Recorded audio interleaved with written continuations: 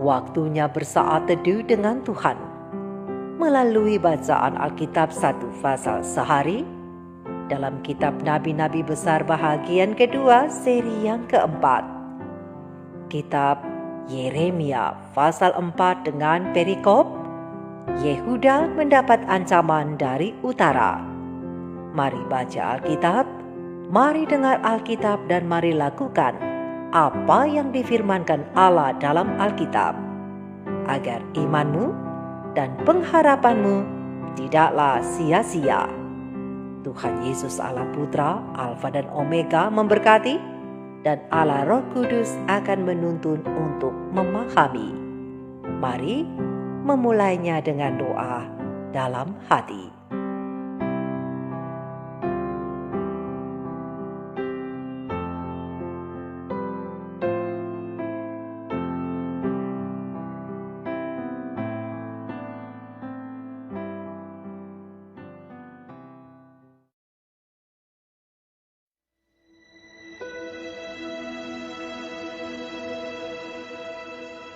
Jika engkau mau kembali, hai Israel, demikianlah firman Tuhan.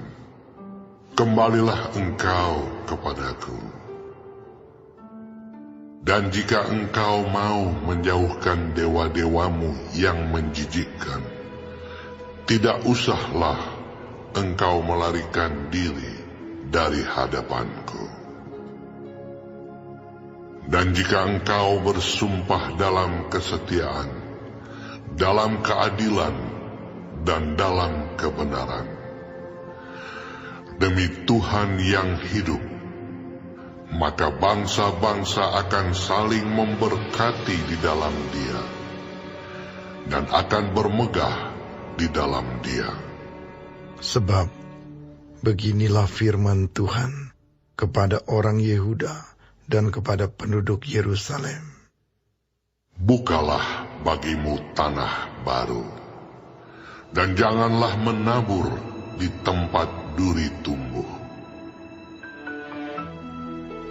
Sunatlah dirimu bagi Tuhan, dan jauhkanlah kulit katan hatimu, hai orang Yehuda dan penduduk Yerusalem, supaya jangan murkaku mengamuk seperti api, dan menyala-nyala dengan tidak ada yang memadamkan, oleh karena perbuatan-perbuatanmu yang jahat. Beritahukanlah di Yehuda, dan kabarkanlah di Yerusalem. Tiuplah sangkakala di dalam negeri, berserulah keras-keras, berkumpullah, dan marilah kita pergi ke kota-kota yang berkubu. Angkatlah panji-panji ke arah Sion. Cepat-cepatlah kamu mengungsi, jangan tinggal diam, sebab aku mendatangkan malapetaka dari utara dan kehancuran yang besar. Singa telah bangkit dari belukar, pemusnah bangsa-bangsa telah berangkat, telah keluar dari tempatnya untuk membuat negerimu menjadi tandus. Kota-kotamu akan dijadikan puing, tidak ada yang mendiaminya. Oleh karena itu, lilitkanlah kain kabung, menangis dan merataplah, sebab murka Tuhan yang menyala-nyala tidak surut daripada kita. Pada waktu itu demikianlah firman Tuhan. Raja dan para pemuka akan kehilangan semangat. Para imam akan tertegun, dan para nabi akan tercengang-cengang, sambil berkata, "Ah Tuhan Allah, sungguh Engkau telah sangat memperdayakan bangsa ini dan penduduk Yerusalem," dengan mengatakan, Damai kiranya ada padamu, padahal pedang telah mengancam nyawa kami. Pada masa itu akan dikatakan kepada bangsa ini dan kepada penduduk Yerusalem, angin panas dari bukit-bukit gundul di padang gurun, bertiup ke arah puteri umatku, bukan untuk menampi dan bukan untuk membersihkan, melainkan angin yang keras datang atas perintahku. Sekarang aku sendiri akan menjatuhkan hukuman atas mereka. Lihat, ia naik seperti awan-awan, keretanya kencang seperti angin badai, kudanya lebih tangkas daripada burung Raja Wali. Celakalah kita, sebab kita dibinasakan. Bersihkanlah hatimu dari kejahatan, hai Yerusalem, supaya engkau diselamatkan. Berapa lama lagi tinggal di dalam hatimu rancangan-rancangan kedurjanaanmu? Dengar, orang memberitahukan dari Dan, mengabarkan malapetaka dari pegunungan Efraim. Peringatkanlah kepada bangsa-bangsa, sungguh ia datang. Kabarkanlah di Yerusalem, Pengepung datang dari negeri yang jauh, memperdengarkan suaranya terhadap kota-kota Yehuda. Seperti orang-orang yang menunggui ladang, mereka mengelilinginya dari segala pihak, sebab Yehuda telah memberontak terhadap aku. Demikianlah firman Tuhan. Tingkah lakumu dan perbuatanmu telah menyebabkan semuanya ini kepadamu. Itulah nasibmu yang buruk, betapa pahitnya sampai menusuk hatimu. aduh, dadaku, dadaku, aku menggeliat sakit. Aduh, dinding jantungku, jantungku berdebar-debar. Aku tidak dapat berdiam diri, sebab aku mendengar bunyi sangkakala, pekik perang. Kehancuran demi kehancuran dikabarkan, seluruh negeri dirusakkan. Kemahku dirusakkan dengan tiba-tiba, tendaku dalam sekejap. Berapa lama lagi aku melihat panji-panji itu dan mendengar bunyi sangkakala itu? Sungguh bodohlah umatku itu. Mereka tidak mengenal aku. Mereka adalah anak-anak tolol dan tidak mempunyai pengertian. Mereka pintar untuk berbuat jahat, tetapi untuk berbuat baik mereka tidak tahu. Aku melihat kepada bumi, ternyata campur baur dan kosong. Dan melihat kepada langit, tidak ada terangnya. Aku melihat kepada gunung-gunung, ternyata goncang, dan seluruh bukit pun goyah. Aku melihat, ternyata tidak ada manusia, dan semua burung di udara sudah lari terbang. Aku melihat, ternyata tanah subur sudah menjadi padang gurun, dan segala kotanya sudah runtuh di hadapan Tuhan, di hadapan murkanya yang menyala-nyala. Sebab beginilah firman Tuhan. Seluruh negeri ini akan menjadi sunyi sepi, tetapi aku tidak akan membuatnya habis lenyap. Karena hal ini, bumi akan berkabung, dan langit di atas akan menjadi gelap, sebab Aku telah mengatakannya. Aku telah merancangnya.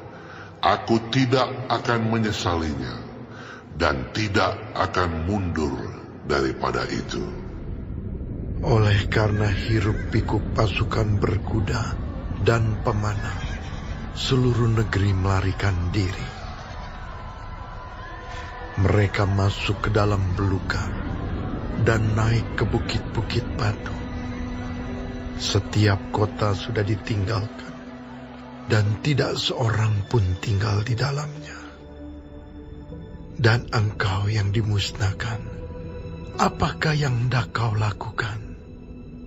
Mengapa engkau mengenakan pakaian kirmisi, menghiasi dirimu dengan perhiasan emas, memalit matamu dengan celak? Sia-sia engkau memperelok dirimu. Pencinta-pencintamu menolak engkau. Bahkan mereka ingin mencabut nyawamu. Sebab aku mendengar suara seperti perempuan bersalin. Suara orang kesesakan. Seperti suara ibu yang melahirkan anak pertama.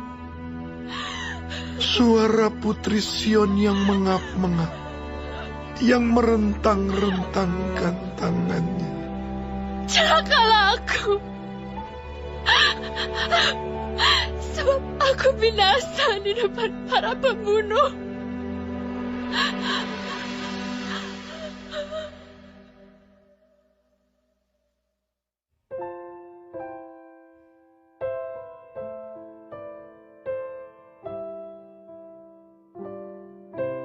Kita telah menyelesaikan bacaan Alkitab 1 pasal sehari dalam kitab Yeremia pasal yang keempat. Sedikit perenungan melalui pasal ini tentang hanya Allah yang dapat memulihkan, hanya Allah yang dapat menyelamatkan. Dengan ayat perenungan Yeremia 4 ayat 14 terjemahan Alkitab yang terbuka yang berkata demikian. Hai Yerusalem, bersihkanlah hatimu dari kejahatan, supaya kamu dapat diselamatkan. Berapa lama pikiran-pikiranmu yang jahat akan menetap di dalam dirimu? Sahabat-sahabat firman, di dalam Yeremia pasal 4 kita diingatkan bahwa satu-satunya solusi, tujuan, dan alasan keberadaan Israel yang abadi ditemukan dalam hubungan yang penuh kasih dan kepercayaan mereka terhadap Allah Pencipta. Oleh karena itu, Tuhan Allah Pencipta berfirman ketika mereka telah undur jauh dari Tuhan. Jika engkau mau kembali, atau dengan kata lain, jikalau kamu mau bertobat hai Israel, demikianlah firman Tuhan, kembalilah engkau kepadaku. Dan jika engkau mau menjauhkan dewa-dewamu, atau dengan kata lain, segala kenajisanmu yang menjijikan, tidak usahlah engkau melarikan diri, atau dengan kata lain, jangan kamu menjauh dari aku, supaya kamu tiada akan mengembara lagi. Berdasarkan terang besar Alkitab Yeremia 4 ayat 1 terjemahan lama dan terjemahan baru. Sahabat-sahabat firman, dilihat dari situasi cerita sejarah yang kita baca dari kitab Yeremia pasal 4 ini, Tuhan Allah memberitahukan bahwa Israel sedang menuju pada kehancuran dan hampir binasa oleh karena kebodohan dan dosa mereka sendiri. Tapi Tuhan tidak membiarkan mereka untuk hancur sama sekali. Tuhan malah menunjukkan kesediaannya untuk memulihkan, menyembuhkan, bahkan menyelamatkan umatnya itu. Asal saja mereka mau membersihkan hati mereka dari kejahatan dan meninggalkan rancangan hati mereka yang jahat atau pikiran-pikiran jahat yang tersimpan di dalam hati mereka Yeremia 4 ayat 14. Sahabat-sahabat firman, apakah aplikasi rohani atau rema rohani yang dapat kita ambil dari pesan dan amaran Tuhan Allah melalui hambanya Yeremia kepada kita dari pasal yang keempat kitab Yeremia ini melalui pengalaman bangsa Israel? Pesan Tuhan untuk kita hari ini adalah, bersihkanlah hatimu dari segala kejahatan, supaya aku dapat menyelamatkan engkau. Sahabat-sahabatku, membersihkan hati adalah hal yang sulit, karena membersihkan hati tidak sama dengan membersihkan tubuh. Tubuh bisa dibersihkan dengan mandi menggunakan air bersih dan sabun. Tetapi hati harus dibersihkan dengan pertolongan kuasa Roh Kudus. Membersihkan hati berarti kita harus membuang sesuatu yang kotor atau yang tidak baik dari dalam hati kita sendiri. Sahabat-sahabat firman, berbicara tentang hati, hati merupakan organ vital yang berfungsi menawar dan menetralisir racun, mengatur komposisi darah yang mengandung lemak, gula, protein, dan zat-zat lainnya. Hati juga membuat empedu, yaitu zat yang membantu pencernaan lemak di dalam tubuh. Ini menunjukkan bahwa hati memiliki peranan yang teramat penting bagi kelangsungan hidup manusia. Oleh karena itu, kita semua dianjurkan untuk selalu menjaga hati supaya tetap sehat dengan gaya hidup sehat, baik itu melalui apa yang kita masukkan ke dalam pikiran, juga apa yang kita masukkan ke dalam tubuh lewat makanan dan minuman, plus gerak badan. Tapi, bila kita melalaikan, maka fungsi hati kita akan rusak dan kita pasti mati. Begitu juga dengan kerohanian kita. Melalui pengalaman umat Tuhan Israel di zaman Alkitab, pesan dari bacaan Alkitab kita hari ini begitu jelas. Tuhan melalui Nabi Yeremia dalam Yeremia 4 ayat 14 dengan jelas mengingatkan dan mengamarkan kita untuk segera membuang segala niat yang kotor dan jahat dari hati kita.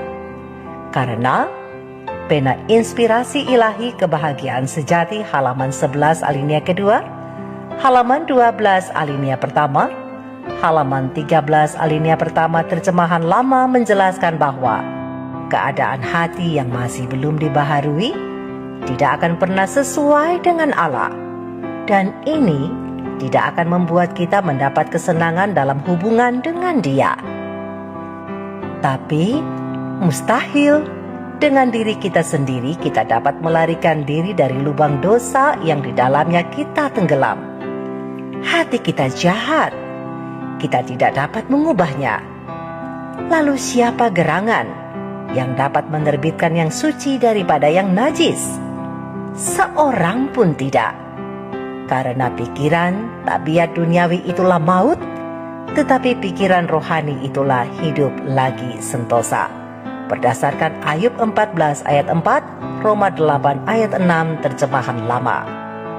Sahabat-sahabatku, pena inspirasi melanjutkan. Pendidikan, kebudayaan, penguasaan kehendak, usaha manusia dan semuanya mempunyai kegunaan masing-masing.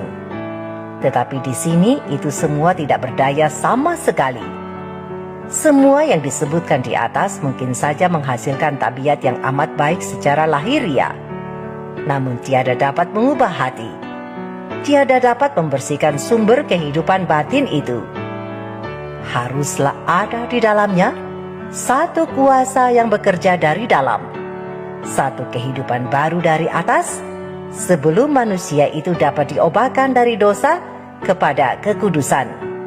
Dan kuasa itu ialah kuasa Kristus.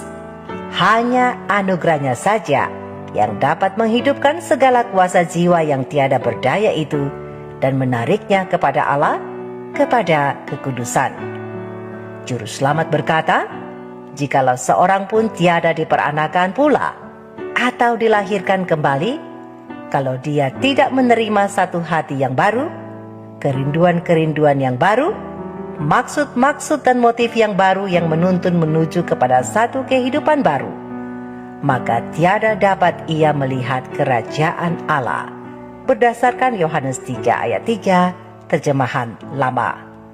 Oleh karena itu sahabat-sahabat firman, mari lakukan yang benar. Buanglah kehidupan yang jahat dan kotor.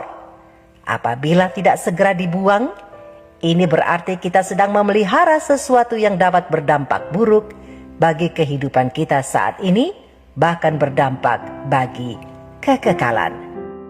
Mintalah Roh Kudus untuk memperbaharui hatimu dan menuntunmu kepada jalan kehidupan, jalan keselamatan, yaitu Yesus, Sang Penyembuh dan Sang Penyelamat. Mari kita renungkan ini bersama. Tuhan Yesus memberkati. Maranatha. Shalom.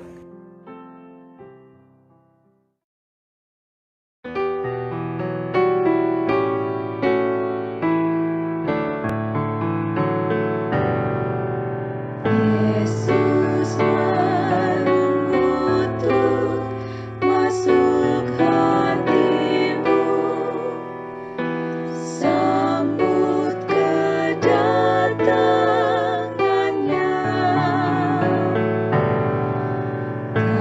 Tak ada yang dapat ceraikan kamu. Oh, apakah jawabmu? Setiap saat Yesus menunggumu. Sekarang Dia sedang menunggu. Bila engkau mau membukakan pintu, Dia masuki hatimu. Bila kau melangkah menuju Yesus, tangannya menyambutmu. Terima Yesus kala susah berlalu. Dia tinggal di hatimu. Setiap saat Yesus